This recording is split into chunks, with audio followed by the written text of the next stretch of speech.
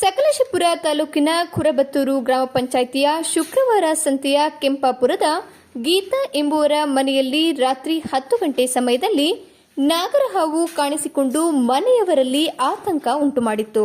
ಶುಕ್ರವಾರ ಸಂತೆಯ ಅಬ್ದುಲ್ ರಿಯಾಜ್ ಎಂಬುವರು ಸ್ಥಳಕ್ಕೆ ಬಂದು ಸುಮಾರು 3 ರಿಂದ 4 ಅಡಿ ಉದ್ದದ ಈ ನಾಗರಹಾವನ್ನ ಹಿಡಿದು ಹೆನ್ಲಿ ಕೂಡಿಗೆಯ ಬಳಿ ಅರಣ್ಯ ಪ್ರದೇಶಕ್ಕೆ ಬಿಟ್ಟಿದ್ದಾರೆ.